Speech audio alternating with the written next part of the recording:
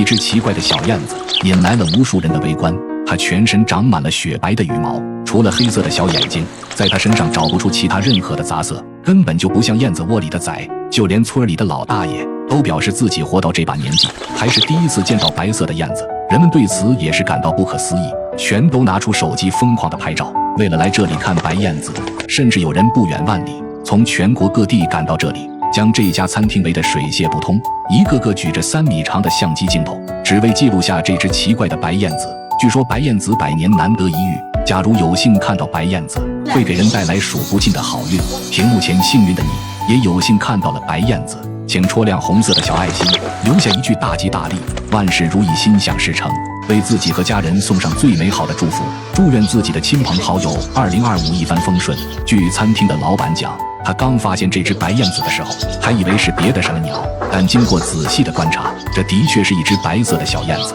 除了全身洁白的羽毛，长相和燕子窝里另外3只一模一样。老板怎么也没想到，这只白燕子真给自己带来了好运。原本生意冷淡的餐厅，如今每天都有无数人来吃饭。其实燕子本身就是一种福鸟，因为燕子不会随意在别人家筑巢，他们会经过反复的挑选，然后选择一个善良的人家。如果燕子在你家安居，代表你家是一个风水福地，预示主家福进家门。神奇的白燕子吸引了无数人慕名前来，甚至就连鸟类专家也赶过来，只为沾一下这难得的好运。专家说白燕子是基因突变的结果，但是这种几率只有100万分之一，也的确是100年难得一见。白燕子在燕子妈妈辛劳的喂养下，一天天的长大。它第一次学会了飞出鸟巢，在天空中自由的飞翔，为大家送上最美好的祝福，祝大家蛇年大吉，生活顺利，工作顺利，事事顺心，一顺百顺，顺风顺水顺财神，在2025年里身体健康，财源滚滚。